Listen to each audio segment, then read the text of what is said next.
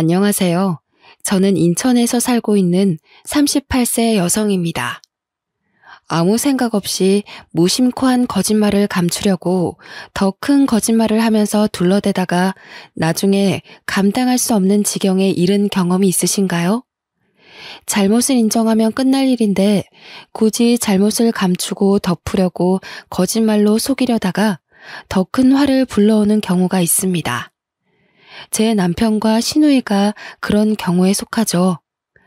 자기들 인생만 망쳤으면 꼴 좋다고 박수라도 칠 텐데 그 인간들의 속임수 때문에 제 인생도 망가지고 말았습니다.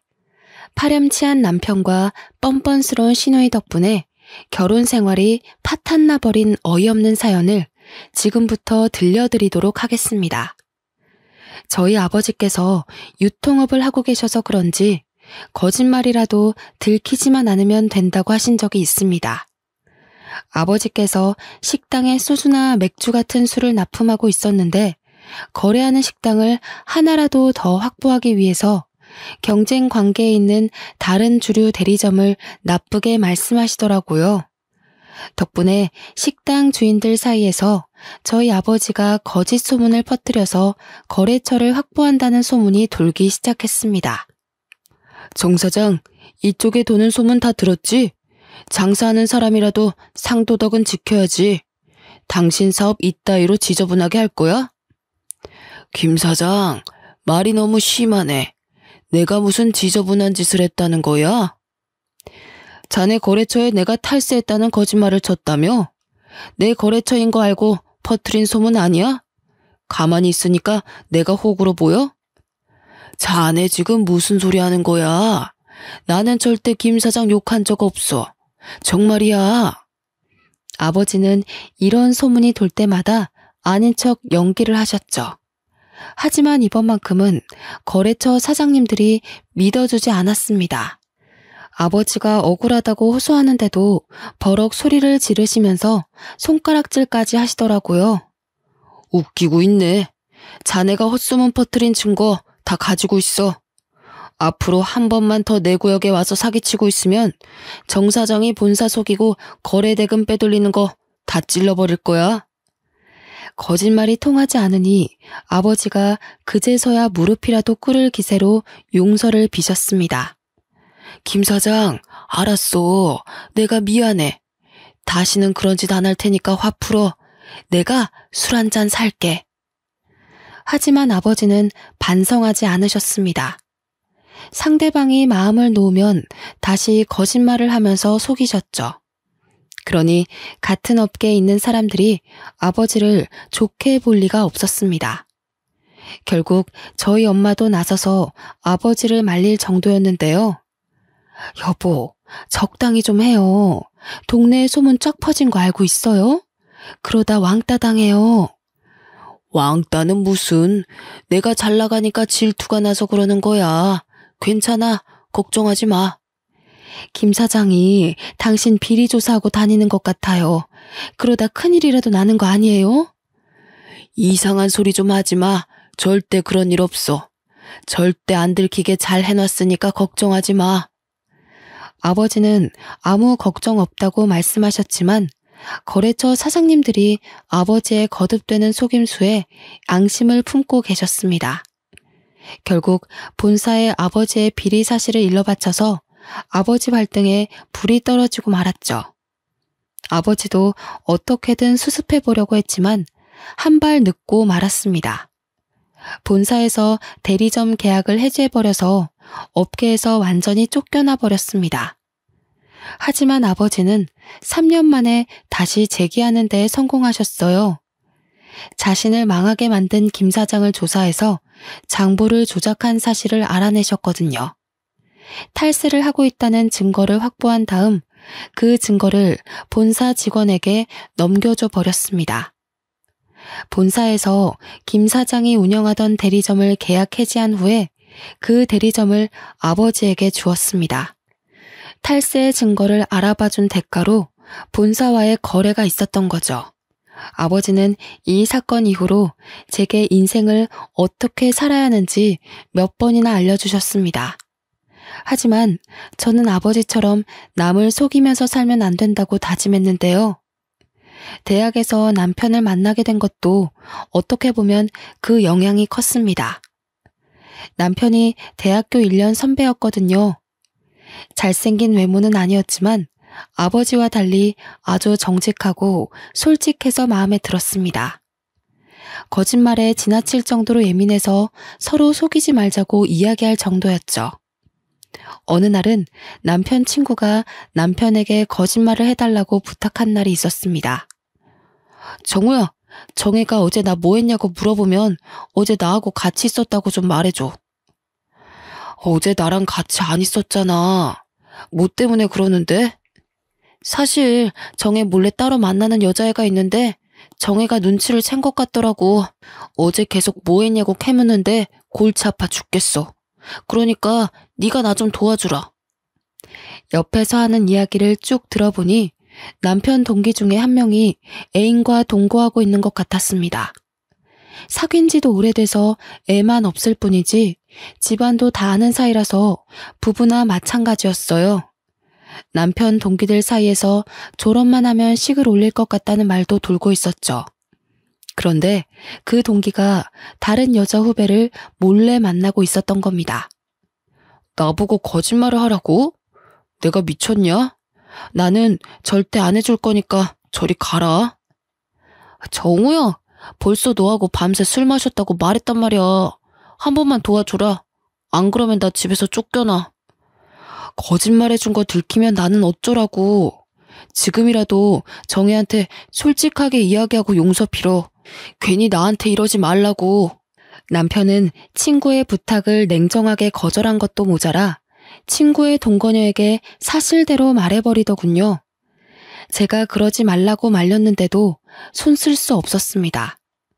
덕분에 친구는 동거녀와 대판 싸웠고 화가 난 동거녀는 갈라서 자고 난리를 쳤다고 하죠.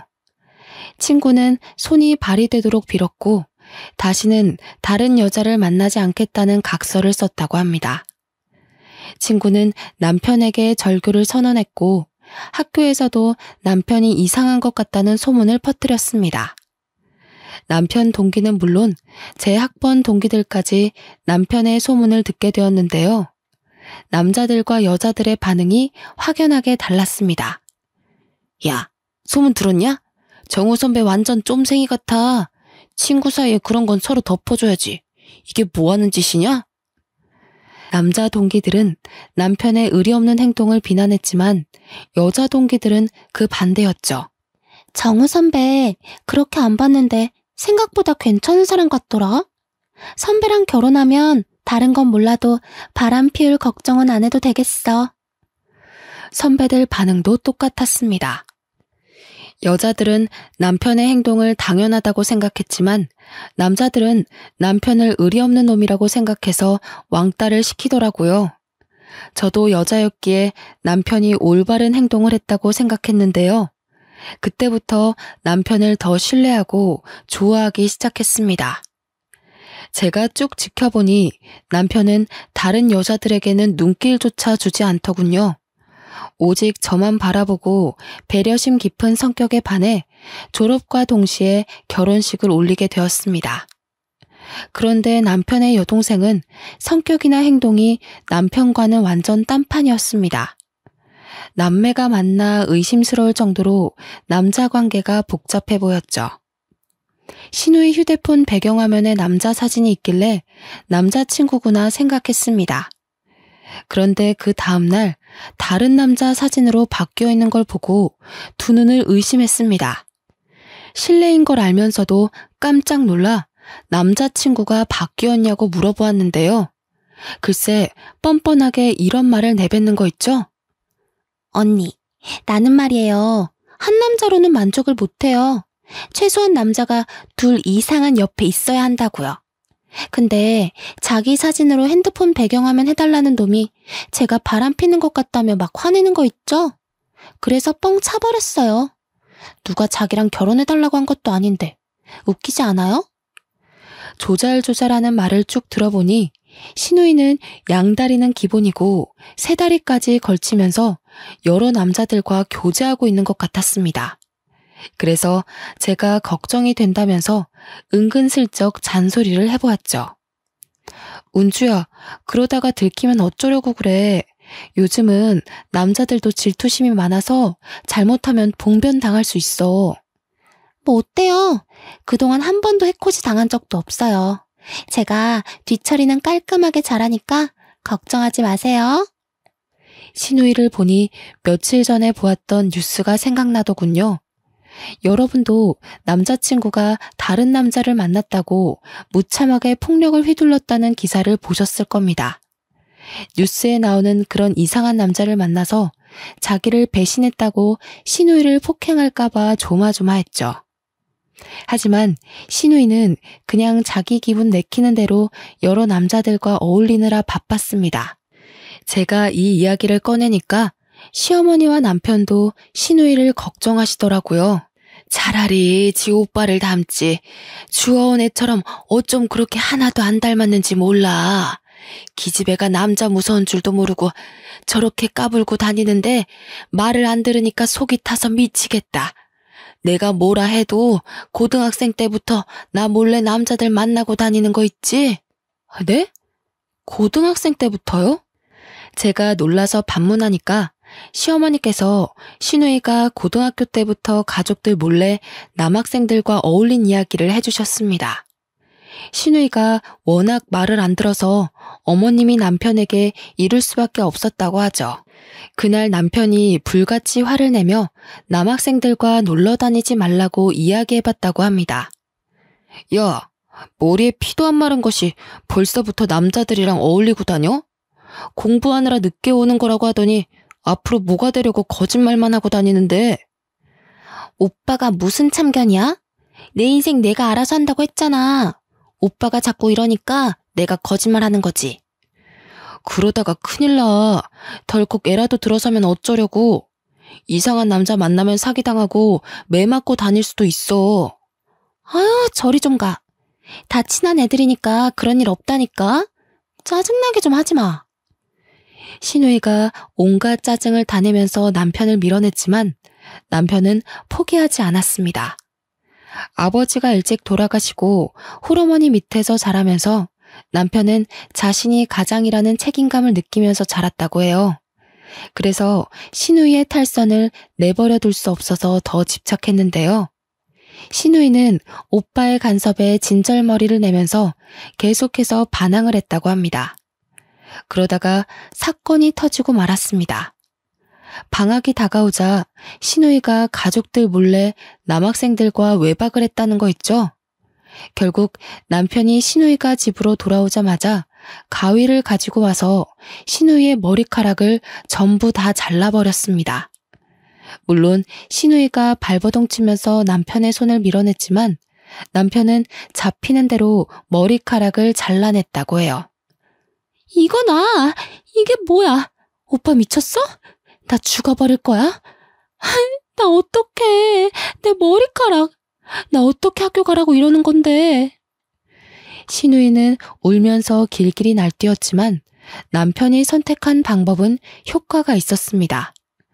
신우이가 방학이 끝날 때까지 집안에서만 지냈지만 그 후로는 그 방법도 쓸 수 없었죠. 신우이가 나이를 먹을수록 영악해져서 남편을 속이고 다녔거든요.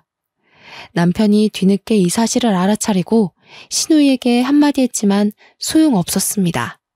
운주야, 적당히 해라. 그러다 임신이라도 하면 어쩌려고 그래.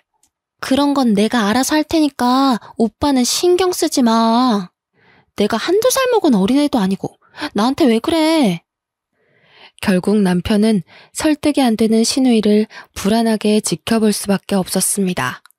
그러다 우려하던 일이 벌어지고 말았습니다. 신우이와 사귀다가 헤어진 남자가 신우이를 스토킹하기 시작한 것인데요. 신우이가 전화나 문자를 씹어버리자 따라다니는 것도 모자랐는지 매일 집 앞에서 신우이를 기다렸습니다. 이러다 사단이 날 것 같아서 심장이 쿵쾅거리는데 신우이는 태평하게 짜증만 내고 있었습니다. 오빠, 저 자식 때문에 미치겠어. 어떡해?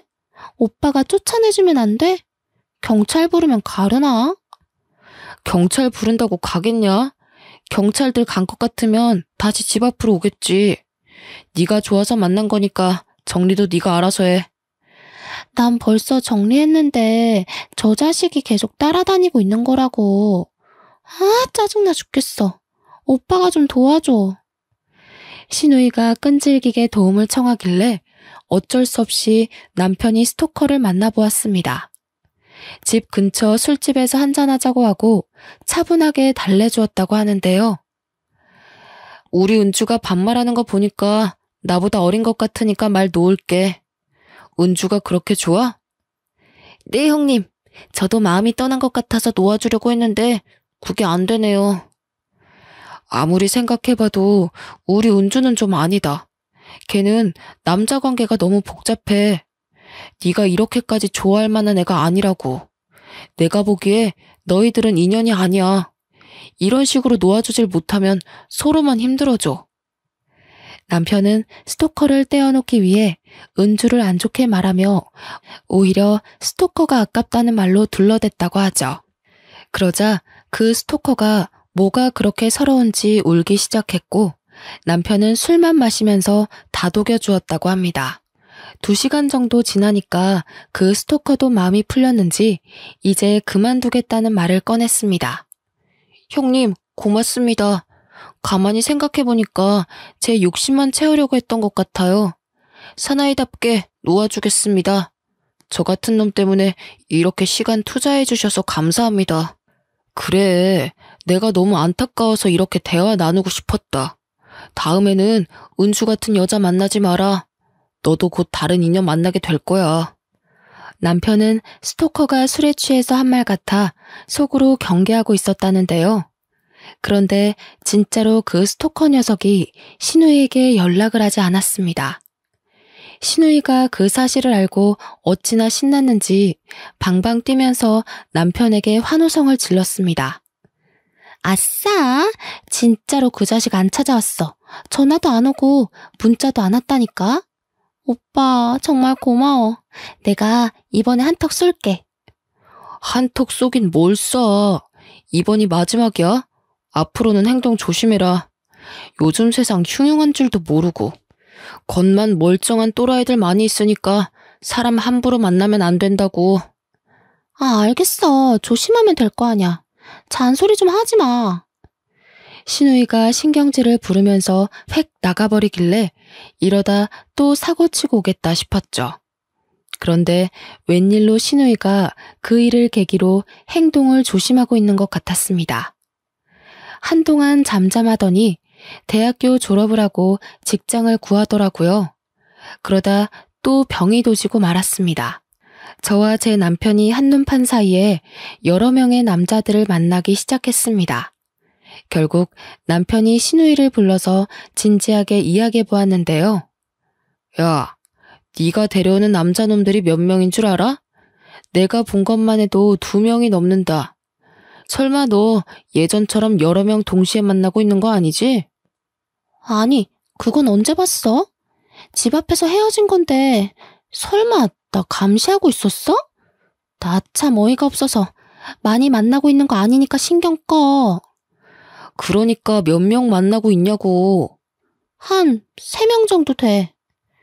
결혼할 사람 하나만 남겨놓고 전부 다 정리해. 너 그러다 또 스토킹 당하면 어쩌려고 그래. 너는 뉴스도 안 보냐? 그러다가 칼부림 나는 거야. 아, 알겠다고. 안 그래도 결혼 이야기 나와서 결혼하려고 했어. 신우의 말을 듣고 온 남편이 저런 여자를 누가 데려가려고 그러는지 몰라도 정말 답답한 인간인 것 같다고 말하였습니다. 신우이는 남편의 말대로 만나고 있는 남자들 중에서 한 명을 선택한 것 같더라고요. 상견례를 하면서 처음 보게 되었는데 키도 크고 아주 잘생긴 미남이었습니다. 직업도 건축 설계사라서 시부모님께서 무척이나 마음에 들어 하셨습니다. 건설 회사에서 일하는 신우이랑 일하다가 만나게 되었는데 신우이에게 첫눈에 반해버린 것 같았습니다. 남편은 매제될 사람이 너무 불쌍하다고 하더니 상견례를 마친 뒤에 신우이를 따로 불러냈습니다. 너 남자 관계 정리한 거 확실하지? 결혼했는데 또 옛날 버릇 나오면 정말 너 죽고 나 죽고야. 네가 걱정돼서 이러는 거 아니고 우리 엄마 걱정돼서 이러는 거라고. 알겠다니까. 오빠는 맨날 왜 그래? 내가 알아서 하고 있잖아. 역시나 시누이가 신경질을 부리면서 버릇없게 구는데 남편은 시누이를 볼 때마다 남자 관계를 확실히 정리하라고 단단히 주의 주었습니다. 안 그러면 가만두지 않겠다고 으름장을 놓는데도 시누이는 겁먹지 않았죠. 오히려 더 목소리를 높이며 남편에게 대들었습니다. 오빠나 잘해. 오빠는 그렇게 떳떳해? 어릴 때 이런 적 없냐고. 왜 나만 보면 잡아먹으려고 해? 시누이가 남편을 눈을 부라린 만큼 아무 문제 없이 결혼 생활을 시작하긴 했습니다. 그렇게 2년이 지나고 제가 딸이 출산할 쯤이었습니다. 시어머니와도 잘 지내며 시댁살이 없는 행복한 나날을 보내고 있었는데요. 그러던 어느 날 저와 남편 사이에 먹구름이 끼는 일이 생기고 말았습니다. 남편의 차에서 카드 내역서를 발견됐는데 사용 내역을 보니 남편이 제주도행 항공권을 예약한 적이 있었습니다. 하지만 남편은 최근에 제주도를 간 적이 없었죠. 여보, 차에 있는 카드 내역서 뭐야? 제주도행 티켓은 왜 끊어놨어? 아, 그거 은주가 끊어달라고 해서 내 카드로 결제한 거야. 자기 카드나 서방님 카드를 쓰면 되지. 왜 당신한테 부탁을 한 거래? 은주 카드가 한도 초과로 정지됐거든. 그리고 개인적인 일로 제주도 가는 거라 외부 카드 쓰기가 곤란하대. 뭐가 곤란하대? 개인적인 일이면 여행밖에 없잖아. 도대체 누구랑 여행을 갔길래 그래? 제가 꼬치꼬치 캐물으니까 남편이 모른다고 회피하기만 하더라고요. 그래도 저는 남편 말을 믿었는데 남편이 거짓말을 했다는 사실을 알게 되었습니다. 결혼 후 전업주부 생활을 하면서 육아만 하다 보니 무료하고 따분했었거든요. 제 유일한 낙이 친구들을 만나서 커피를 마시거나 온라인 쇼핑을 하는 게 전부였습니다. 그날도 제 딸아이를 재우고 심심하다는 생각을 하고 있던 찰나였습니다. 시누이에게서 전화가 왔길래 얼른 받아보았는데요. 언니, 지금 뭐 하고 계세요? 간만에 백화점 가서 옷 한 벌 살 건데 같이 갈래요? 당연히 좋지. 나도 간만에 백화점 구경이나 해야겠다. 마침 친정엄마도 있겠다. 딸아이를 친정엄마에게 맡기고 시누이랑 같이 백화점을 둘러봤습니다. 시누이가 마음에 드는 옷이 생겼는지 한번 입어보고 사길래 옆에서 결제하는 모습을 보고 있었습니다. 그런데 시누이가 지갑에서 신용카드를 꺼내더라고요. 지갑에 신용카드 한 장밖에 보이지 않아서 무심코 카드 정지에 대해 물었습니다. 신용카드 쓰게? 카드 정지는 풀렸어? 무슨 소리예요? 나 카드 정지된 적 없는데. 그래? 남편이 잘못 알았나 보네. 미연이 아빠가 신용카드가 정지됐다고 말해준 적이 있거든. 그 뒤로 시누이가 조용해지길래 무슨 문제가 생겼나 싶었습니다. 제가 카드 이야기를 꺼낸 게 기분 나빴나 싶어서 다른 화제거리를 생각해 보았습니다. 그래서 제주도 여행은 어땠냐고 물어본 건데요. 참, 제주도는 잘 다녀왔어? 누구랑 다녀온 거야? 회사 출장이었나? 제주도는 어떻게 알았어요? 설마 오빠가 말한 거예요? 남편 카드 내역서를 보고 알았다고 하자 시누이는 제주도를 다녀온 건 맞다고 하더라고요. 요즘 회사 일이 많아져서 며칠 휴가 냈거든요. 스트레스가 심해서 여행이나 가려고 했죠. 오빠가 제주도 티켓을 끊어줘서 혼자 바람 좀 쐬고 왔어요. 그렇구나. 엄청 좋았겠네. 사진이라도 찍어둔 거 있어? 좀 보자. 아, 아니 사진은 없어요. 저 원래 사진 같은 거 안 찍어요. 저는 금세 시누이의 거짓말을 눈치챘어요.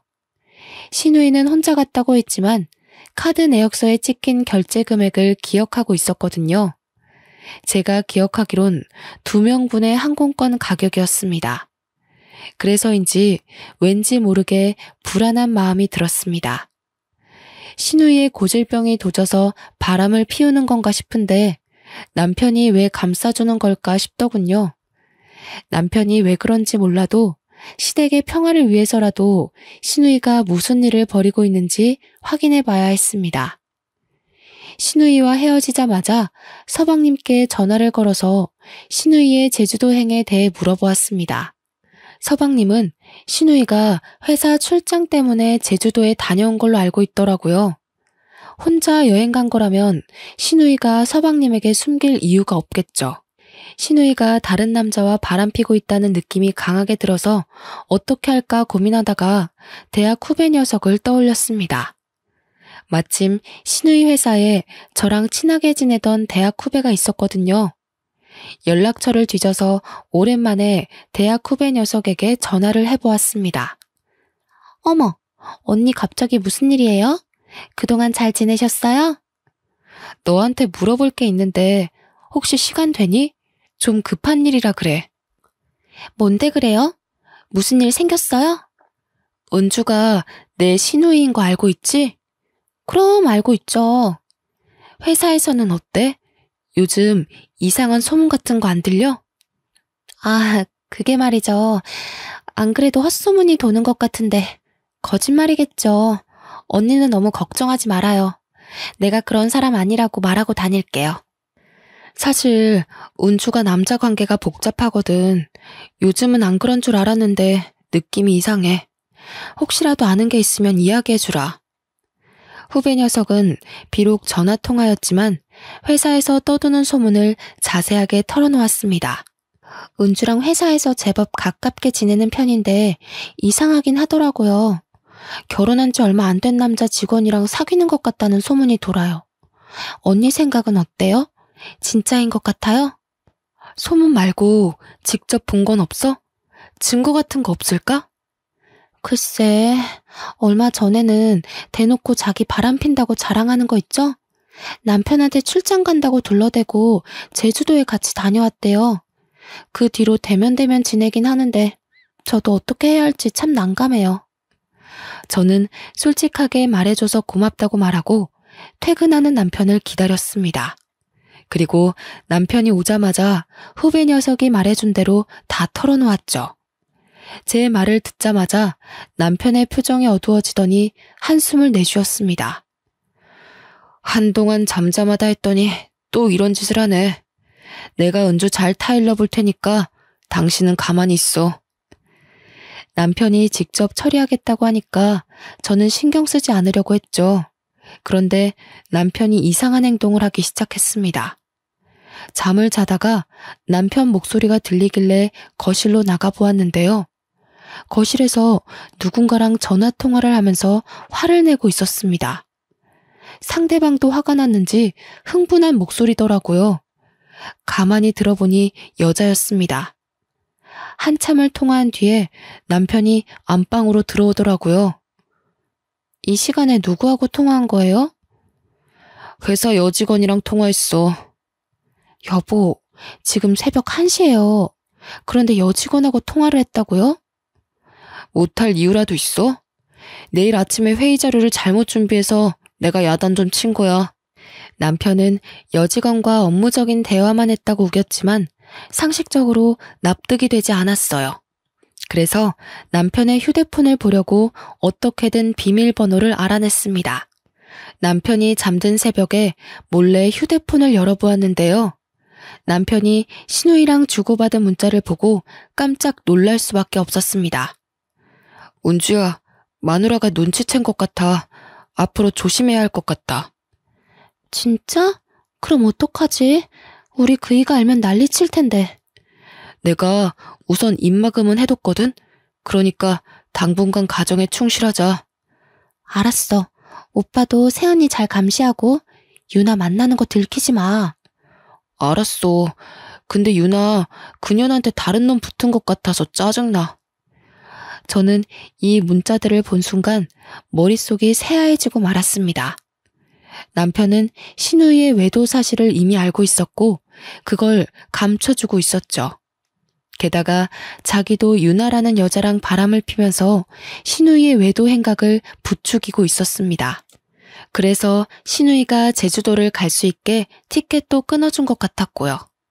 어떻게 남편이 갑자기 변해서 저를 감쪽같이 속이고 바람이 날 수 있는지 믿겨지지 않았습니다. 이제 어떻게 해야 할지 며칠 동안 고민해 보았는데요. 그러다 남편보다 신우이에게 먼저 본보기를 보여줘야겠다는 생각이 들었습니다. 그 생각이 든 순간 바로 신우이에게 전화를 걸어서 할 말이 있으니 만나자고 했죠. 그리고 신우이를 만나자마자 남편과 주고받은 문자를 보여주었습니다. 제 후배 녀석이 해준 말들도 전부 다 이야기하니 신우이가 뻔뻔하게 불륜 사실을 인정하였습니다. 나도 이러면 안 된다고 생각했는데 그 사람이 먼저 건드는 바람에 어쩔 수 없었어요.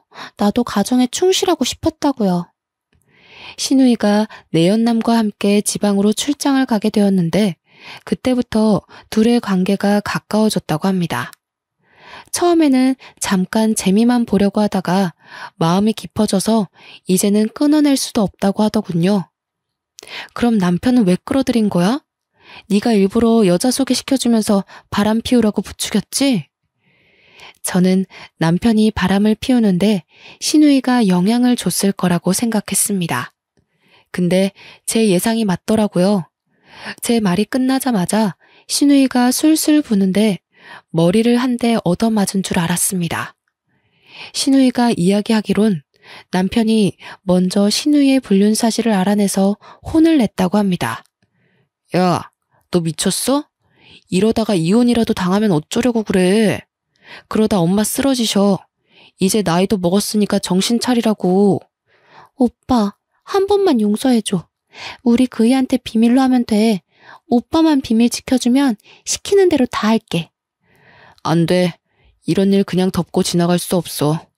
외부한테 말할 테니까 불륜남 정리를 하든 이혼을 하든 알아서 해. 오빠, 안 돼. 그러다 내 인생 끝장나. 신우이가 남편에게 빌었지만 남편은 여동생의 불륜 사실을 용서해주지 않았어요. 그래서 신우이가 결국 남편을 공범으로 만든 것입니다. 신우이가 남편에게 내연녀를 소개시켜주겠다고 하니 당연히 제 남편은 말도 안 되는 소리 하지 말라고 펄쩍 뛰었다고 해요. 하지만 신우이는 이미 오기로 했다며 억지로 내연녀를 만나게 했습니다.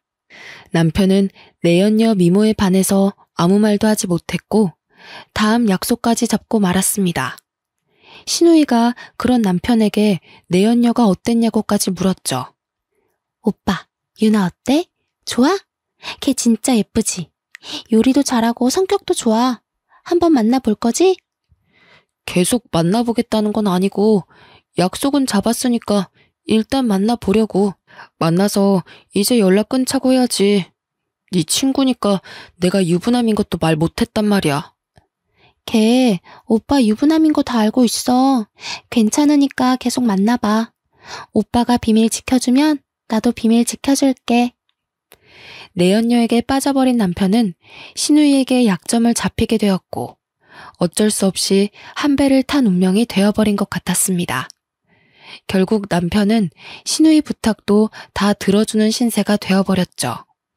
오빠, 내가 유나 소개해줬으니까 내 부탁도 들어줘. 무슨 부탁? 이상한 거면 안 들어준다. 내가 만나는 남자랑 제주도 여행 좀 보내줘. 우리 남편 카드 쓰면 들킬 것 같단 말이야. 신우이는 내연녀를 소개해준 대가로 남편에게 내연남과 같이 제주도 여행을 보내달라고 했습니다. 그렇게 둘은 서로를 도와주면서 저와 서방님을 속인 거죠. 이중 생활을 6개월 넘게 해온 남편은 내연녀에게 다른 남자가 생겼다는 사실을 알고 그 새벽에 화를 냈던 거고요. 자기도 바람 피우는 주제에 내연녀에게 화를 내는 꼴이 참 우스웠습니다. 이런 남자를 믿고 결혼까지 하고 그동안 한 집에 지내왔다니 어이가 없어서 헛웃음만 지고 있었는데요. 신우이가 제 눈치를 살살 보면서 사과를 하더라고요. 언니, 입이 10개라도 할 말이 없어요. 정말 미안해요. 전부 나 때문에 이렇게 됐어요. 그러니까 이번 한 번만 봐주면 안 될까요? 신우이는 울먹이면서 남편에게 잘못이 없다고 했습니다. 더 이상 신우이를 믿고 모든 걸 덮고 지나갈 수 없었죠. 그래서 단호하게 이야기하였습니다. 난 더 이상 용서 못해. 지금이라도 네가 저지른 일 책임져야지. 사과 한 번으로 무마할 생각하지 마. 네? 설마 다 말씀하시려고요? 그런 게 어디 있어요. 그러다 언니도 이혼당해요. 이혼당하다니. 이혼은 너랑 네 오빠가 당하는 거지. 너 생각이란 게 있긴 한 거니?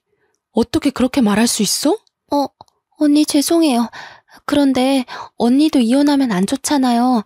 아무리 다들 성격 안 맞으면 이혼한다고 해도 이혼녀라는 타이틀이 붙으면 여자는 손해라고요. 그러니까 우리 딱 한 번만 눈 감아요. 제가 다시는 이런 일 없도록 할게요. 네? 뭐? 이게 진짜 뻔뻔하게. 나한테 사과하지 마. 너 같은 거 사과 받아줄 마음도 없어. 지금 바로 서방님한테 가서 너 이혼시킬 거니까 그렇게 알고 있으라고. 제가 서방님한테 다 말한다고 하니 신우이가 서방님을 만나서 다 털어놓더군요. 당연히 그 말을 듣는 순간 서방님의 얼굴이 벌겋게 변해 있었습니다. 나중에 신우이 시어머니도 그 사실을 알고 신우이의 머리채를 전부 다 뜯어버렸죠. 신우이는 서방님한테 싹싹 빌면서 용서를 빌었지만 냉정하게 밀어냈습니다. 그리고 저희 시어머니한테도 단호하게 이야기하더라고요. 장모님, 집사람이 저지른 짓이 정말 괘씸해서 저는 절대 용서할 수 없습니다. 저희 부모님도 이혼하고 갈라서라고 해서 그렇게 할 생각입니다. 알겠네. 자네가 말하는 대로 해야지 어쩌겠나. 내가 정말 미안하네. 딸을 잘못 키워서 자네한테 이런 수모를 다 겪게 하고. 시어머니는 울면서 말씀하시는데 가슴이 너무 아팠습니다. 저희 어머님은 무슨 죄인가요? 딸 하나 때문에 거액의 위자료를 전부 다 물어주고 신우이는 이혼당한 불륜녀로 소문나서 친정으로 돌아오게 되었습니다. 시어머니는 이제 제게에 매달려서 제발 한 번만 봐달라고 하셨습니다. 정우가 바람이 날 거라고는 상상조차 못했다. 너한테는 정말 면목이 없어. 하지만 우리 미연이 앞날을 생각해서라도 이혼만큼은 하지 말아다오. 어머님, 아무리 그래도 저 이대로 못 살아요. 남편한테 배신감을 너무 느껴서 못 산다고요. 어머님 울지 말고 일어나세요. 어머님이 이러고 있을 일 아니에요. 아니다. 난 일어날 생각 없다. 네 마음 풀릴 때까지 100년이고 이러고 있을 생각이야. 그러니까 나 말리지 마라. 어머님이 제 딸 미연이를 생각해서라도 남편에게 한 번 더 기회를 주라고 사정을 하시면서 우시더라고요. 남편도 제 앞에서 무릎을 꿇더니 눈물을 흘리고 있었습니다. 미안해 여보. 당신이랑 우리 미연이한테 못할 짓 했어. 내가 잠시 미쳤나 봐. 어떻게 하면 용서해 줄래? 당신 우리 어머님만 아니었으면 용서고 뭐고 하나도 없었어. 이렇게 무릎 꿇고 빌지도 못하겠을 거라고. 할 말이 없어. 때려도 좋아. 아니 차라리 내 뺨이라도 쳐주라. 내가 왜 그랬는지 나도 이해가 안 간다. 미친놈이야. 내가 미친놈이야. 남편이 제 딸 이름을 부르면서 울부짖는데 시어머니는 오죽할까요? 금방이라도 쓰러질 것 같아서 불안했습니다. 남편이 한 짓을 생각하면 이혼하고 싶었지만 시어머니의 간청에 마음이 흔들렸죠. 남편과는 지금 별거하는 중이지만 주위 사람들 말을 들어보니 정말로 뉘우치고 있는 것 같더군요. 하지만 남편을 용서하기엔 시간이 더 필요할 것 같습니다. 사람이 살다 보면 누구나 실수할 수 있고 고이든 아니든 큰 잘못을 저지를 수 있습니다. 저도 남편이 실수한 거라고 생각하며 다시 받아주면 안 되는 걸까요? 미연이가 자꾸만 남편을 찾고 있어서 안타까운 마음이 듭니다. 여러분 의견이 궁금해서 이렇게 사연글을 써보니 많은 의견 부탁드립니다. 여기까지 제 사연글 읽어주셔서 감사합니다.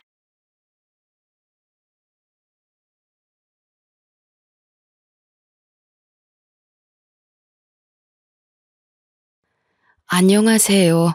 사연의 처음으로 어떻게 시작해야 할지 약간 부끄러운 마음이 듭니다.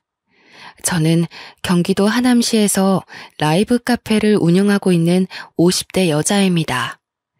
젊었을 때부터 학생의 낭만이라는 통기타를 좋아해서 아주 일찌감치 라이브 카페에서 노래를 부르는 아르바이트를 하고 있었습니다. 제 목소리가 아주 꾀꼬리 같다면서 저의 노래를 들으러 오는 손님들이 꽤 많았습니다. 제 자랑같이 들리시겠지만 음반을 내자고 하시는 제작자들도 가끔 와서 제 노래를 즐기다가 가셨죠. 저도 가수가 꿈이긴 했지만 그 당시에 계약금을 가지고 사기를 치는 사람들도 많았고 워낙 한 곡만 내고 빚만 떠안고 사라지는 가수들이 많았던지라 감히 제가 가수가 되려고 죽기 살기로 아등바등 살거나 그러진 않았습니다. 아르바이트를 하는 내내 저에게 홀딱 반해 쫓아다니는 남자들도 여럿 있었습니다. 하지만 사장님 내외분께서 저를 참 예뻐해 주셨던 터라 그런 사람들은 다 쫓아내버렸죠. 그럼에도 불구하고 딱 한 사람, 저를 멀리서 계속 지켜만 보고 신청곡을 통해 마음을 넌지시 전하는 남자. 그 남자만큼은 쫓아내지 않으시더라고요. 사장님이 저에게 나이가 들면 다 관상이 보이는 법이라면서 사람 하나는 꽤 진국처럼 보인다고 옆구리를 쿡쿡 찌르시기도 했고요. 저는 적극적이진 않지만 꾸준히 저에게 감정을 내비치는 남자와 연애를 시작하게 되었습니다. 저에게 매번 사랑의 노래를 불러달라고 했고 저는 그 마음에 보답이라도 하듯 노래를 불러주었습니다. 그렇게 라이브 카페에서 쪽지를 주고받다 서로 눈이 맞아서 연애를 하게 되고 결국엔 결혼까지 꼴이 나게 되었습니다. 남편은 노래를 부르는 제 모습이 너무나도 사랑스럽다면서 결혼 이후에도 저에게 라이브 카페 일을 그만두지 말라고 했습니다. 물론 시댁에서는 무척이나 싫어하셨죠. 딴따라도 아니고 고작 라이브 카페에서 술이나 팔면서 노래를 부르는 술집 여자라고 저를 하등 생물인 것 마냥 취급하셨습니다. 이러려고 남편을 대학 보낸 게 아니라고 하면서 상견례 자리에서는 통곡을 하셨습니다. 저희 부모님께서는 이 결혼 절대 반대할 거라고 하셨지만 남편의 적극적인 모습에 결국 두 손 두 발 다 드셨습니다. 남편에게 네 팔자 네가 꼰 거라고 욕하셨지만 저는 든든한 남편만 있으면 다 괜찮다고 생각했어요. 저와 남편의 신혼생활은 그렇게 낭만적이지만은 않았습니다. 시댁에서는 늘 저를 무시하셨고 대기업에 다니는 시동생과 비교를 하셨어요. 남편은 중소기업에서 하청 담당 업무를 보고 있었는데 월급이 시동생과 꽤 많이 차이가 났거든요. 하지만 남편은 본인 회사에 대한 자부심이 있었고 저는 그걸 존중해 줬어요. 시댁에서만 내내 잔소리를 하셨죠. 아니, 우리 아들이 버는 돈이 쥐꼬리 같으면 며느리라도 대기업 다니고 하면 얼마나 좋아? 어디 노래나 부르고 웃음이나 파는 여자를 데리고 와서는 좋다고 둘이 난리를 치는데 내가 정말 속이 터져 죽겠어. 시어머니께서 친구분과 통화를 하는 걸 보고 저는 속이 참 많이 상했습니다.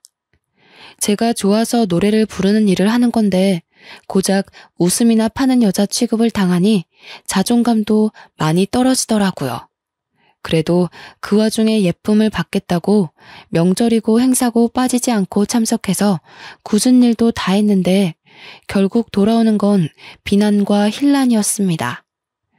결혼한 지 5년 정도 흘렀을 때 갑자기 라이브 카페 사장님 내외분께서 가게를 정리하고 귀농을 하고 싶다는 말을 하셨어요. 그런 언질조차 받지 못했었는데 정말 하루아침에 정리를 하겠다고 하시니 너무나도 당황스러웠습니다. 그럼 라이브 카페를 아예 정리하시는 거예요? 그래서 말인데 미선 씨가 인수해서 운영하는 건 어때? 제가요? 우리 카페 단골 손님들이야. 전부 미선 씨 노래 들으려고 오는 손님들이고. 알잖아. 우리 카페 단골 손님들 매출이 얼마나 대단한지. 어차피 이 자리에서 할 수 있는 게 라이브 카페뿐일 텐데 미선 씨가 맡아서 하면 좋지. 저는 남편과 오랜 시간 상의를 거쳤고 결국 라이브 카페를 인수하기로 결정했습니다. 권리금이니 건물값이니 전부 대출을 받아야만 했지만 그래도 월 매출을 생각하면 나쁘지 않다고 결론을 내렸습니다.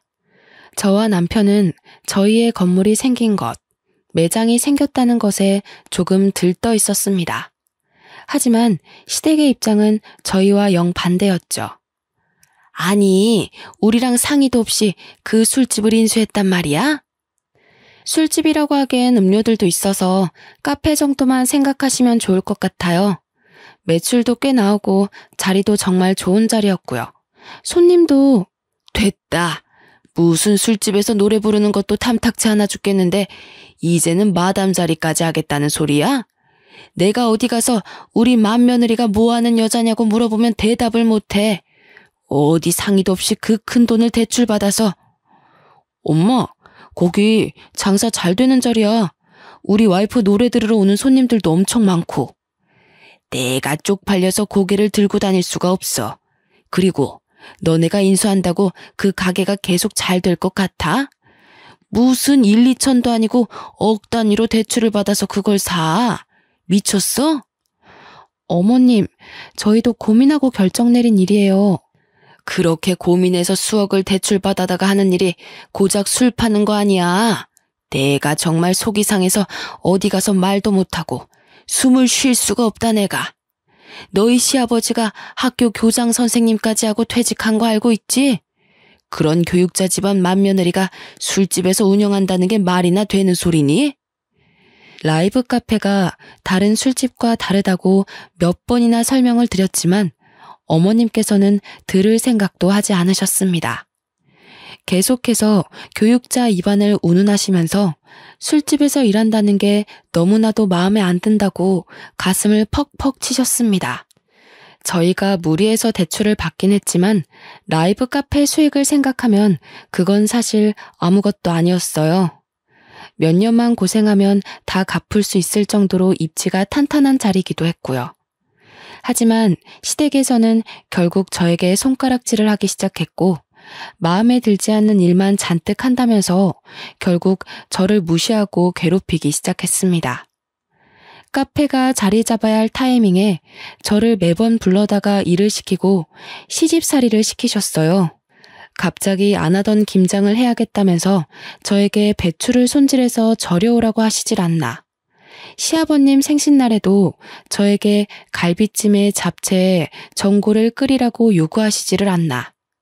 부당하다는 생각이 들어 남편이 시부모님께 큰 소리도 내고 했지만 그들의 똥꼬집을 이길 수 없었습니다. 거기다가 시어머니께서 저를 계속해서 무시하니 시동생이라고 저에게 곱게 나왔을까요? 아니 형수, 이거 형수님이 만든 음식 맞죠? 갈비찜이요? 네네 맞아요. 왜요? 갈비가 너무 질기고 맛이 없어서요. 살림 이렇게 하면 형은 화 안 내? 너 그게 형수한테 무슨 말버릇이야? 아니 내가 뭘? 갈비찜이 맛없어서 맛없다고 한 건데 그게 죄야? 죄는 무슨 죄야. 맛없는 걸 어쩌니? 고기를 어떻게 삶았길래 이렇게 질겨. 아버지는 드시지도 못하겠다. 치워라 얘. 저는 정말 너무 화가 나서 눈물이 날 지경이었습니다. 하지만 별 수 있겠어요? 똥이 더러워서 피하는 거지 무서워서 피하는 건 아니니까요. 제가 시동생에게까지 무시를 받자 남편은 친정을 더 자주 가고 시댁에 가는 발걸음을 점차 줄여나가기 시작했어요. 저는 그 가운데서 눈치를 보고 있었지만 남편은 제게 눈치 보지 말라고 했습니다. 나는 라이브 카페에서 노래하는 당신에게 반한 거야. 내가 제일 사랑하는 모습이고 평생 보고 싶은 모습이라고. 그러니까 우리 스트레스 받아가면서까지 우리 집에 가서 그런 수모를 당하지 말자. 든든한 남편의 말에 저는 결심을 했습니다. 부당한 대우를 나서서 받지 말고 라이브 카페 운영에 더 집중하자고요. 저는 그날 이후로 시댁에서 부를 때마다 일이 바쁘다는 핑계로 피했습니다. 그리고 카페 운영에 더욱 신경을 쓰기 시작했어요. 아무래도 10수년간 한자리에서 인테리어 공사도 없이 운영했던 카페라 손님은 있었지만 다 오랜 단골 손님들이었고 젊은 사람들은 없었습니다. 저는 일단 인테리어부터 싹 바꿔나갔어요. 요즘 유행한다는 포토존이라는 것도 만들고 낡은 나무로 끼워져 있던 유리창도 통유리창으로 바꿔 개방감을 더 주었습니다. 연식이 있던 카페는 리모델링 하나도 요즘 젊은이들이 가장 좋아하는 모던하고 심플한 느낌의 신식 카페로 바뀌어 나갔습니다. 거기다가 입소문이라는 게 얼마나 무서운 건지 젊은 사람들이 SNS에 사진을 올리자 소문이 번지고 번져서 포토존에 사진 한 번씩 찍으러 사람들이 줄을 서기 시작했습니다. 라이브 카페라 아무래도 음료나 주류의 가격대가 있음에도 불구하고 손님들이 미어터지기 시작했어요. 그러자 카페의 월 매출도 이전보다 훨씬 뛰었고 월 순이익만 600만 원 이상이 나오기 시작했습니다. 저는 카페 운영도 하랴, 메뉴도 개발하랴, 노래도 부르랴 몸이 10개라도 모자랄 것 같았습니다. 결국 남편이 회사를 그만두고 라이브 카페 일을 돕기로 결정했습니다. 그러자 시댁에서는 난리가 났습니다. 그깟 술집 때문에 지금 멀쩡히 회사를 다니는 내 아들까지 일을 그만두게 해? 미쳤어! 저에게 막말을 하는 시어머니 때문에 탈모가 올 정도였지만 든든하게도 남편이 모조리 막아주었습니다.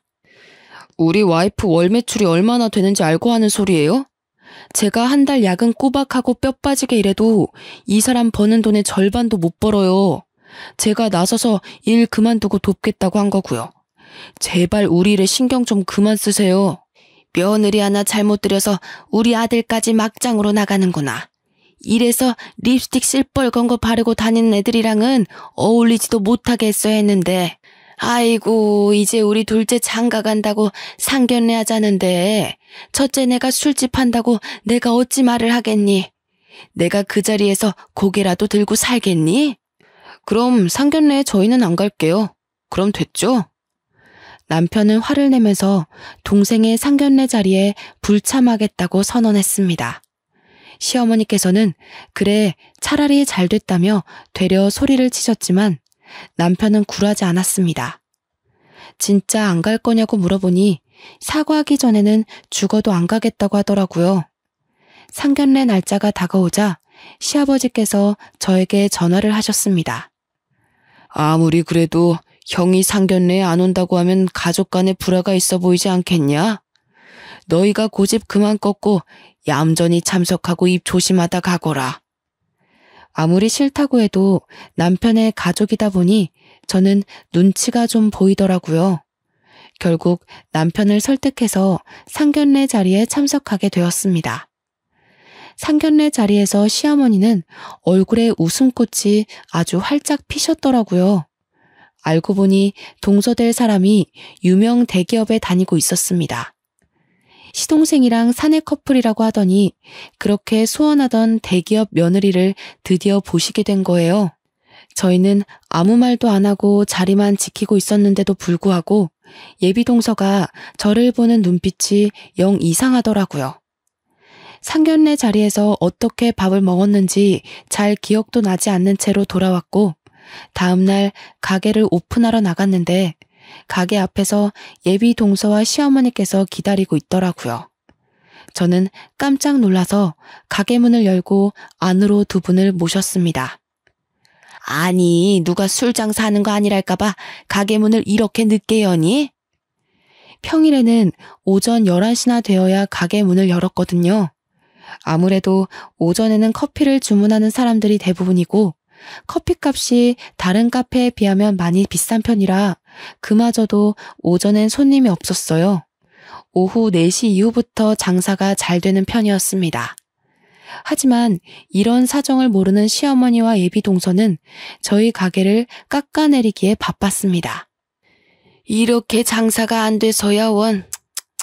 인테리어도 허여멀건해가지고 이게 뭐냐? 이래서 우리 아들 대출 빚이나 다 갚을런지 내가 답답해서 원. 그러게요, 어머님.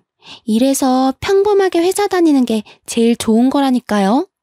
맞다, 맞아. 그것도 대기업 다니는 게 최고지. 내가 그래서 우리 둘째네는 걱정이 없어요. 근데 어머님 말씀대로 인테리어가 좀 촌티나네요. 요즘은 이런 북유럽 스타일로 잘 안 하는데. 우리 둘째 며느리가 조금 일찍 왔으면 그런 것도 다 조언해주고 좋았을 텐데. 저 가방끈 짧은 애가 뭘 알겠어. 저는 너무나도 화가 났지만 꾹 참아야 했습니다. 예비 동서와 시어머니의 짝짝꿍이 얼마나 잘 맞던지 저는 완전 꽂아놓은 보리자루 취급이었습니다. 아무리 인테리어의 유행이 바뀐다고 해도 여전히 포토존에서 사진을 찍기 위해 방문하는 손님들도 많았고 젊은 층 사람들도 단골이 늘어서 장사는 나름 대박이었거든요. 제가 얼마나 버는지는 전혀 모르는 시댁 식구들에게 솔직히 설명해주고 싶지도 않았고요. 그렇게 제 속을 뒤집고 사라진 뒤 저는 예비 동서에게도 마음을 닫기로 굳게 결심했습니다. 그렇게 시동생과 동서가 결혼을 하고 얼마 지나지 않아 가족 모임에서 또 저희를 비교해가며 무시해대는 시어머니 때문에 남편은 머리 꼭대기까지 화가 나버렸습니다. 예, 첫째야, 와서 설거지해라. 어머님, 저 지금 과일 깎고 있는데요. 동서가 가서 좀 도와줄래? 제가요? 예, 내가 너 보고 하랬지 둘째 보고 하라 그랬니? 어디 대기업 다니는 며느리 손에 물을 묻혀. 너 평소에도 설거지에 음식에 카페에서 맨날 하는 일인데 시댁 와서 하는 게 싫다 이거야? 그 소리를 들은 남편이 열받아서 시댁을 뒤집어 엎어버렸죠. 대기업. 무슨 대기업이 감투라도 됩니까? 끽해봐야 월급쟁이면서 우리 와이프 손에는 물 묻혀도 되고요. 저 앞으로는 여기 안 오겠습니다. 대기업 다니는 동생네 부부나 챙기세요. 남편은 제 손을 잡고 시댁을 빠져나왔어요. 그 이후부터는 남편이 명절이든 행사든 시댁에 절대 가지 말자고 하더라고요. 그리고 그 약속을 지켜주었습니다. 저에게 오라고 난리치는 시어머니를 완벽하게 차단해 주었어요. 남편은 명절 수고비라며 동서에게 돈을 송금하고는 일절 시댁 방문을 하지 않았습니다. 솔직히 시댁에 가지 않아도 돼서 좋았고 또 그런 강단 있는 남편의 모습에 저희 친정에서도 무척이나 좋아하셨고요. 그러던 와중 장사는 점점 잘 되고 가게에 줄을 서는 사람들이 늘어가자 저희는 고민을 하게 되었습니다. 가까운 자리에 땅이 나면 건물을 하나 새로 올릴까 하는 그런 고민이요. 안주값을 올렸음에도 불구하고 손님들이 자리가 없다고 불평을 하며 줄을 섰거든요. 초기엔 순이익이 600만 원에서 700만 원 정도 되었는데 지금은 1000만 원을 훌쩍 넘기는 이익을 내고 있으니 대출금 갚는 것도 걱정 없었고요. 원래 가게 크기도 작은 편이 아니었기에 솔직히 새 건물을 사는 게 맞는지 고민이 많이 되었습니다. 그러던 와중 옆 가게 사장님께서 저희 가게에 밀려 폐업을 결정하셨다는 소식을 듣게 되었고 저희는 그 가게 자리를 살 수 있게 되었습니다.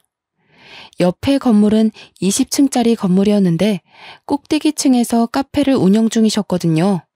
강변이 한눈에 보이는 뷰 맛집이었지만 특색이 없었던 카페라 저희가 인수한 다음 인테리어까지 새로 해서 2호점을 만들었습니다. 기존의 라이브 카페 형식이 아닌 요즘 젊은 사람들이 좋아하는 라운지 펍 같은 분위기로 꾸미고 2호점은 남편이 운영하기로 결정했습니다. 저희 가게에 시그니처 메뉴들을 다 가져다 놓았더니 홍보도 안 했는데도 손님들이 줄줄 미어 터지는 게 아니겠어요? 옥탑도 있고 야경도 멋지게 보이는 자리라 그런지 오픈한 지 2-달 만에 각종 방송에서도 취재를 나오기 시작했습니다. 장사가 잘 되니 명절 같은 대목에는 자연스럽게 시댁 방문을 더욱더 멀리하게 되었습니다. 남편이 수고비라는 명목으로 시댁에 돈을 보내니 시댁에서도 딴소리를 못하셨고요. 저희 둘이 버는 월 순이익이 2천만 원을 넘겨가니 대기업 다니는 건 비비지도 못할 일이었죠. 하지만 그럼에도 불구하고 시어머니께서는 동서를 꼭 끌어안고 어차피 한철 지나면 쫄딱 망하는 사업이라면서 저희를 무시했습니다. 저희가 2년 넘게 시댁에 방문하지 않았으니 하루는 새해부터 시어머니와 동서가 가게로 찾아와 난동을 부리기 시작했습니다. 예, 장사 좀 잘 된다고 지금 시댁을 무시하는 거야 뭐야? 갑자기 찾아온 바람에 저도 너무 당황스러워서 어찌할 바를 모르고 가만히 서 있었습니다.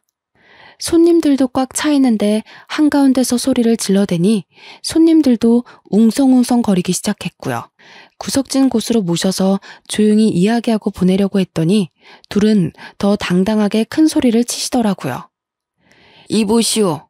여기가 우리 맏며느리가 하는 가게인데 돈 좀 만진답시고 시댁을 완전히 깡그리 무시하는 게 아니겠어? 잘된 게 다 우리 조상님 덕인지도 모르고 제사도 안 지내고 돈이나 턱턱 보내면 다인 줄 알아? 저는 솔직히 제 노력으로 잘된 것인데 조상님을 운운하니 열이 받더라고요. 옆 가게에 있는 남편에게 호출을 하고 저도 당당하게 시어머니와 동서에게 맞불을 놓았습니다. 잘된 게 왜 다 조상님 덕이죠? 거기다가 제 조상님도 아닌걸요. 이 카페가 잘 되는 건 다 저와 남편이 노력해서 일궈낸 것들입니다. 따박따박 말대꾸하는 버릇은 어디서 배워온 버릇이야? 너네 친정에서 그리 가르치디? 너네 조상님이 그러라 시키디? 술집장 사는 년이 배워먹은 거 없이 거기다가 너네 장사도 잘 된다면서 고장 명절에 100만 원 붙이는 게 다야? 직원들도 술렁술렁거리기 시작했어요. 저와 오래 일했던 직원들이고 제가 얼마나 노력했는지도 잘 아는 사람들이었거든요. 시어머니의 말도 안 되는 주장에 직원들이 화가 나는지 시어머니를 말리기 시작하더라고요. 여기서 이런 식으로 행동하시면 저희 영업에 방해가 되니까 다른 자리를 옮기시는 게 좋겠어요. 뭐야? 너 누군데 나한테 그런 소리래? 내가 이 집 주인네 시어머니라고. 주위에서 말리는데도 점점 발악하는 소리가 커졌습니다. 무슨 분노 조절 장애가 있는 사람도 아니면서 마치 그런 병이라도 있는 사람인 것 마냥 소리를 고래골래 질러댔어요. 말도 안 되는 트집을 잡아가면서 말이에요. 말리는 사람들을 뿌리치고 저한테 달려와서는 막 삿대질을 하는데 정말 당황스럽더라고요. 저희 직원들 말 못 들으셨어요? 여기서 이러시면 영업 방해예요. 영업 방해? 이게 미쳤나? 어디 시어머니 무서운 줄도 모르고 그딴 소리를 짓거려. 오늘 너 죽고 나 죽자. 도대체 왜 이러시는 건데요? 돈 좀 번다고 유세했더니 한 달에 버는 돈이 몇 천이라고 방송에 나와서 떠들더니 우리를 무시하고도 네가 잘 될 줄 알아? 제가 언제 무시했다고 그러세요? 술 파는 사람이라고 무시한 건 어머님이시잖아요. 내가 뭐 틀린 말 했니? 술 파는 거 맞잖아. 장사가 잘 되면 돈이라도 턱턱 내놓던지. 다른 며느리들은 시어머니 용돈하라고 매달 100만 원, 200만 원 준다는데 넌 뭐야 도대체? 잘난 대기업 다니는 며느리 두고 왜 저한테 그러세요? 어머 형님, 제가 버는 게 되면 얼마나 된다고 그러세요? 잘 될수록 나누면서 살아야 한다고 하던데 형님 너무 욕심 많은 거 아니에요? 그럼 동서도 장사해. 어디 대기업 다니는 애 보고 이딴 술 장사나 하라는 거야? 말 같지도 않은 소리로 저에게 쏘아대는데 주위를 둘러보니 카페에 왔던 손님들이 전부 핸드폰으로 사진 찍고 동영상 촬영을 하고 있더라고요. 결국 남편이 경찰과 함께 등장했고 시어머니는 경찰까지 불렀다면서 난리가 났습니다. 영업방에 운운하더니 지 시어머니 무서운 줄 모르고 경찰을 불러? 나가세요. 왜 여기 와서 이러세요 어머니? 너도 그러는 거 아니다. 키워준 은혜도 모르고 너무 배은망덕한 것 아니냐? 이게 다 전현한테 물들어서 그런 거야. 분에 못 이겨 시어머니께서는 제 머리채를 잡고 흔들기 시작하셨습니다. 경찰이 놀라서 시어머니를 제게서 떼어놓으려고 했고 저는 머리채가 잡힌 채로 이리저리 끌려다녔습니다. 옆에서 제잘제잘 거리면서 시어머니 편을 들고 얄밉게 굴던 동서는 경찰이 등장하자 꿀먹은 벙어리가 되어 입을 꾹 다물었고요. 시어머니는 결국 영업방해 및 상해죄로 경찰과 함께 경찰서로 가게 되었습니다. 다시금 카페가 잠잠해지자 시키지도 않았는데 직원들이 서비스라며 각 테이블에 음료를 나르기 시작했어요. 그러자 손님들께서도 해프닝이라고 여기시더라고요. 저에게 다가와서 동영상 다 찍어두었다면서 증거가 필요하시면 보내드리겠다고 했어요. 남편은 그런 손님들에게 증거 영상을 다 받아다 두었습니다. 남편과 함께 경찰서로 가니 동서와 시어머니께서 조서를 쓰고 있더라고요. 제가 도착하자 저를 있는 힘껏 째려보시는데 정말 무슨 소리를 해야 할지 모르겠더라고요. 경찰이 저에게 조서를 써야 한다고 해서 옆자리에 앉았더니 저를 향해 비난을 퍼붓기 시작했습니다. 영업방해는 무슨 얼어 죽을 영업방해야? 내가 시어머니가 되어서 그 정도 말도 못해? 그리고 경찰관님, 쟤네들이 한 달에 버는 돈이 얼만지 아시오? 돈을 벌면 어른한테 갖다 바쳐야지. 지들끼리 잘 먹고 잘 사는데 이건 노인학대 아니야? 자꾸 이러시면 가게에 찾아와서 난동 부린 거 전부 소송하겠습니다. 뭐가 어쩌고 어째? 아주버님, 서운하게 뭘 그렇게까지 말씀을 하세요. 그저 가족끼리 서로 돕고 살면 좋은 거죠.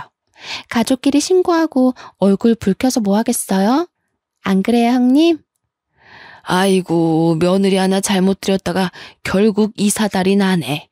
내가 다 늙어서 이런 수모를 당하면서 살아야 하나. 시어머니의 저런 행동에 남편은 또 얼마나 속이 상할까 싶더라고요. 저는 결국 법적 조치를 원하지 않는다고 말을 했어요. 남편은 이참에 본때를 보여줘야 하는 거 아니냐고 했지만 동서 말대로 가족끼리 얼굴 붉혀서 뭐 하겠나 싶었고요. 경찰 또한 저보고 좀 참으면 어떻겠냐고 설득을 하더라고요. 솔직히 남들 볼 때 얼마나 콩가루 집안으로 보이겠습니까? 저도 일이 커지는 게 귀찮고 싫어서 그냥 합의하겠다고 하고는 경찰서 밖으로 나왔습니다. 남편은 그래도 분이 풀리지 않았는지 씩씩대더니 시어머니를 향해 소리를 치더라고요. 앞으로는 명절이고 행사고 죄송해서 드렸던 용돈도 드리지 않을 겁니다. 가게에 한 번만 더 찾아오시면 그때는 가족이고 뭐고 다 필요 없어요. 영업방해로 고소하고 합의도 안 할 겁니다. 시어머니께서는 목덜미를 잡고 넘어가는 신용을 했지만 남편은 뒤도 돌아보지 않고 경찰서를 나오더라고요. 그러면서 제 손을 꼭 잡고는 참고 넘어가줘서 고맙다고 했어요. 남편의 속이 얼마나 시커멓게 탔을지. 아무리 그래도 낳아주고 길러준 친엄마인데 저런 식의 마무리는 원치 않았을 것 같더라고요. 아무리 몸이 힘들다고 하지만 회사 다닐 때보다 가게를 운영하는 지금이 훨씬 더 행복해. 계속 회사에 있었으면 지금처럼 우리가 살 수 있었을까? 나는 당신과 함께 있는 게 훨씬 더 소중하고 행복하니까 더 이상 우리 집에 미련 갖지 않을 거야. 남편은 진심으로 제 생각을 해주었고 저도 남편의 말을 따르기로 했습니다. 아무리 낳아주고 길러준 정이 있다고 해도 자꾸 저렇게 비교만 해대니 좋은 마음으로 대할 수가 없겠더라고요. 그렇게 저희는 시댁과의 인연을 완전히 끊어냈습니다. 고소를 운운했더니 시댁에서도 더 이상 가게에 찾아오거나 하는 일은 없었습니다. 저희는 안정이 되었고 친정 부모님께서도 가게 일을 도와주시게 되었어요. 제가 임신을 했기 때문입니다. 오랜 시간 아이가 생기지 않아 어느 정도 포기하고 있었는데 마음의 안정을 찾아서 그런 건지 자연적으로 임신이 되었습니다. 나이가 많았던 탓에 검사할 것도 많고 조심해야 해서 친정 부모님께서 저의 빈자리를 채워주셨습니다. 남편은 친정 부모님께 2배로 더 잘해드렸어요. 시댁의 몫까지 더 잘하겠다고 했습니다. 그렇게 3년의 시간이 지났고 저는 돌이 지난 아이를 키우면서 가게 일도 다시 복귀를 했고요. 아이는 친정 어머니께서 봐주시기로 해서 걱정이 없었습니다. 그러던 도중 남편이 무슨 고민이 있는지 며칠 동안 안색이 영 나쁘더라고요. 때가 되면 남편이 말을 해주겠지 싶어 기다렸는데 밥까지 잘못 삼키는 걸 보고 도무지 안 되겠다 싶어 물어보았습니다. 그러자 남편의 입에서 한숨과 함께 놀라운 말이 쏟아졌습니다. 어머니께서 쓰러지셨다고 하시네. 쓰러지셨다니? 그게 무슨 소리야? 나도 며칠 전에 들었어. 갑자기 쓰러지셨는데 뇌혈관이 막혔다네. 뇌성마비가 와서 몸에 반을 못 쓴다고 하셔. 어머, 그럼 병원에 계신 거야? 일단 시술은 끝나서 퇴원은 하셨는데 간병인을 두자고 해도 외부인은 싫다고 고집을 부려서. 동서가 병수발을 들고 있다는 거야? 회사는? 회사도 그만뒀다네, 오늘. 동생이 혼자 버는 것도 한계가 있고 부모님 연금도 많이 나오는 건 아니라서.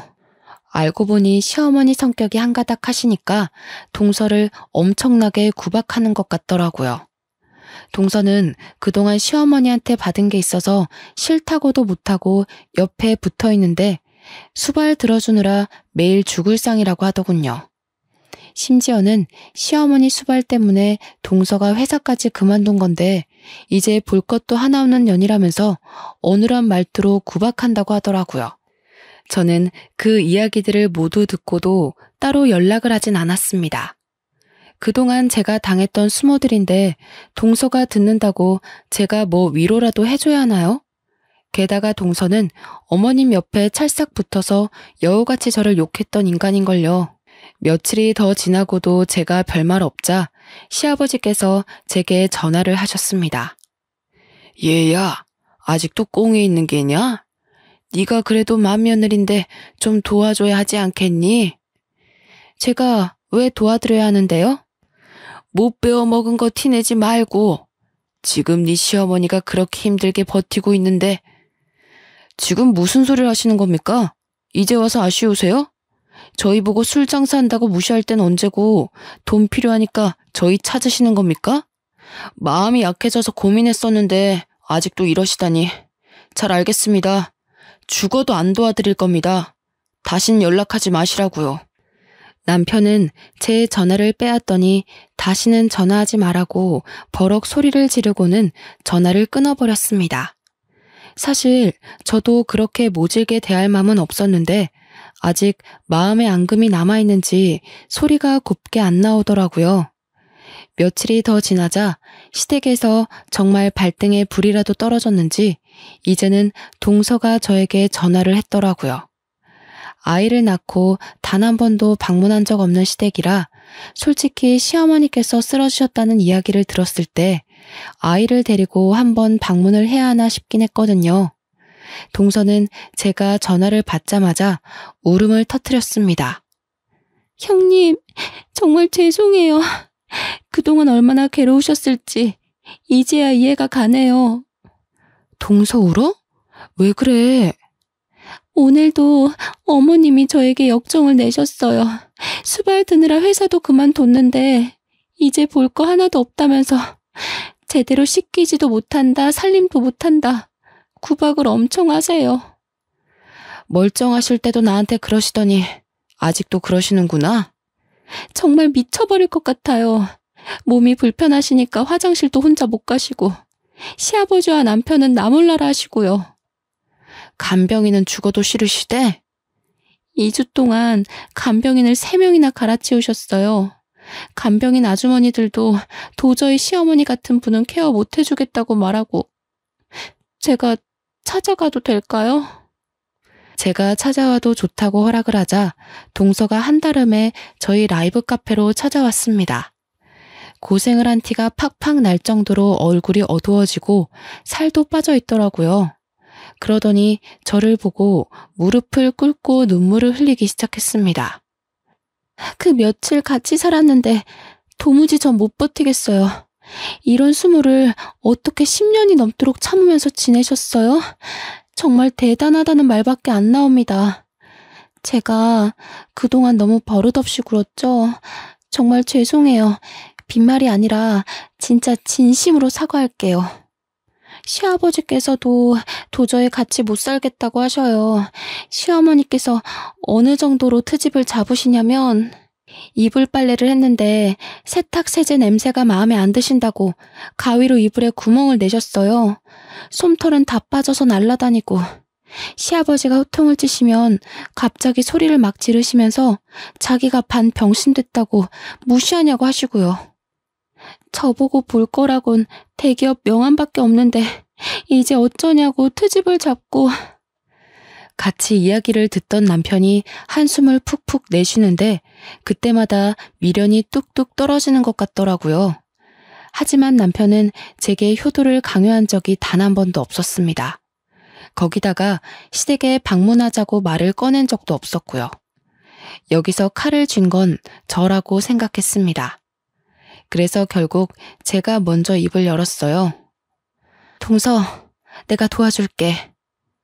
여보!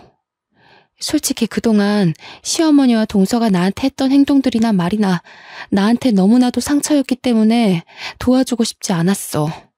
그래도 내 남편이 나에게 얼마나 지극정성으로 잘했었는지 알고 있기 때문에 내 남편의 엄마라서 도와줘야겠다고 하는 거야. 결코 동서를 용서하거나 동서를 좋아해서 하는 일은 아니야. 감사합니다. 감사해요, 형님. 남편도 제 손을 꼭 잡아주었습니다. 저는 바로 행동으로 옮기기 시작했어요. 좋든 싫든 시어머니를 요양원으로 옮기기로 결정했습니다. 남편과 동서와 함께 좋다는 요양원을 다 둘러보기 시작했고 서울에서 거리가 멀지 않고 시설이 최신식으로 리모델링 되어 있는 곳으로 결정했습니다. 요양원 가격이 비싸긴 했지만 저희 경제 수준에 부담이 될 정도는 아니었습니다. 동서도 이렇게 좋은 곳이라면 어머님께서도 편하게 지낼 수 있을 거라고 동의했고요. 시부모님을 찾아뵙는 건 솔직히 내키지 않았지만 그래도 이야기는 전해야 할 것 같아서 아이를 데리고 시댁에 방문했습니다. 시아버지께서는 아이를 보고 내심 좋아하시더라고요. 그리고 아버님께만 솔직하게 요양원을 계약하고 왔다고 이야기를 했습니다. 그래, 고맙다. 지금이라도 이렇게 마음 바꿔서 해준다니 고맙구나. 그동안 저희에게 뱉은 말들이 있어서 그런지 더 말은 못하시고 고맙다고만 하시더라고요. 결국 시어머니는 요양원으로 이송되었고 저희는 매달 자동이체를 하고 있었습니다. 그 이후에도 시아버지께서 아이가 보고 싶다는 의사를 넌지시 밝히셨지만 솔직히 저는 내키지 않아서 가보진 않았습니다.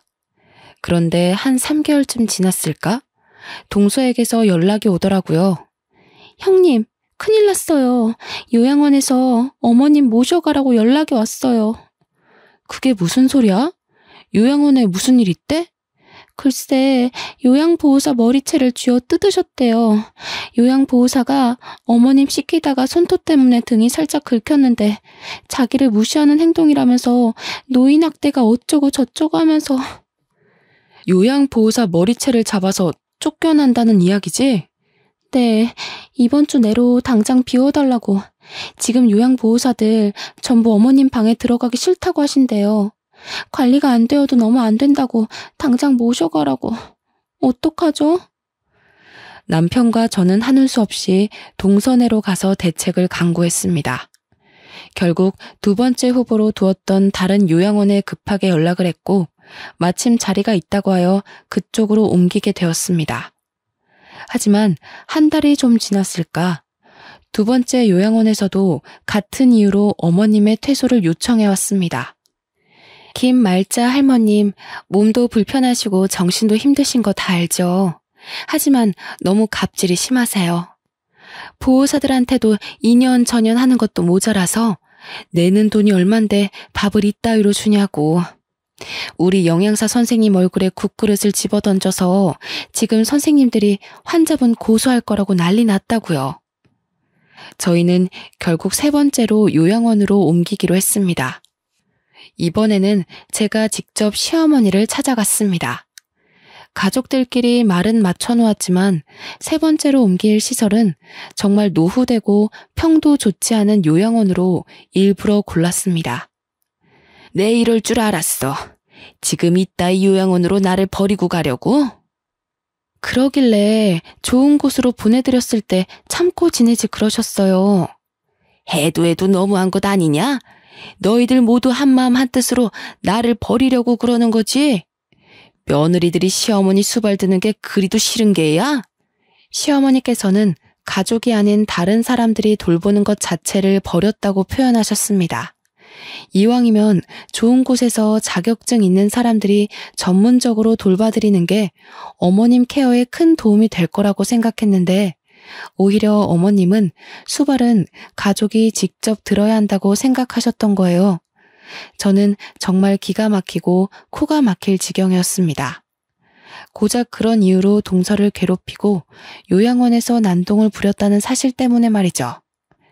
3살밖에 안 된 저희 애기도 이런 생각은 하지 않을 것 같았습니다. 애도 아니고 고작 남의 손이 탄다는 이유로 버리니 뭐니 짜증이 나더라고요. 그러길래 어머님, 처음에 술집 여자라고 절 무시하더니 결국 이런 꼴이 되셨잖아요. 제가 대놓고 비아냥거리자 동서가 흠칫 놀라더라고요. 시어머니께서는 얼굴이 시뻘겋게 달아올라 저에게 삿대질을 하셨지만 몸이 불편하셔서 그런지 말은 제대로 못하시는 듯 했습니다. 제 돈으로 처음에 그런 비싼 요양원 넣어드린 거였어요. 그런데 거기도 싫다, 두 번째도 싫다. 좋은 곳으로 보내드렸더니 전부 싫다 하셔서 결국 이렇게 후진 곳으로 올 수밖에 없었네요. 그쵸? 이런 못돼 먹은 년이. 정말 제가 못된 게 맞을까요, 어머님? 그 교장까지 하셨던 귀한 아버님께서 제발 돈 좀 대달라고 사정사정 하시더라고요. 그뿐인가요?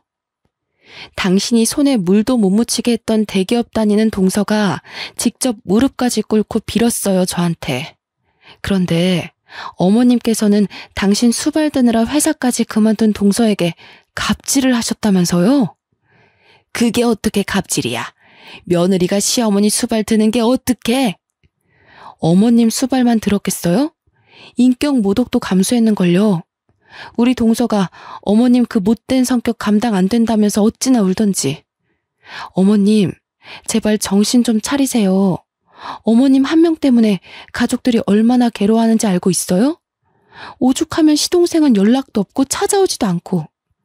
그래서 이 땅 구린 곳에서 나보고 죽으라는 거야? 여기서까지 쫓겨나시면 그때 어머님 죽을 때까지 모르는 척 할 겁니다. 그쪽한테 베푸는 선의는 여기까지예요. 충고 하나 해드리자면 한 번 더 요양원에서 나가라는 전화 오면 그땐 가족들 모두한테서 버림받으실 거예요. 알고 계시라고요. 그날 이후로 동서도 저한테 아주 설설 기기 시작했고 시아버지도 제가 하자는 대로 하시더라고요. 더 이상 이 집안에서 저를 무시하는 사람은 없었습니다. 시어머니께서도 제 말에 충격을 먹었는지 낡은 요양원에서 3달째 아무 연락 없이 잘 지내고 있습니다. 요양보호사들도 갑자기 어머님이 말을 잘 따른다며 다들 좋아하고 있다고 하더라고요. 저는 최대한 문제없이 잘 해결한 것 같아 마음이 화병이 조금 가라앉으려고 하네요. 저희 아이도 쑥쑥 잘 커가고 남편도 저에게 잘해주니 요즘 참 행복합니다. 제 긴 사연 들어주셔서 너무나도 감사해요.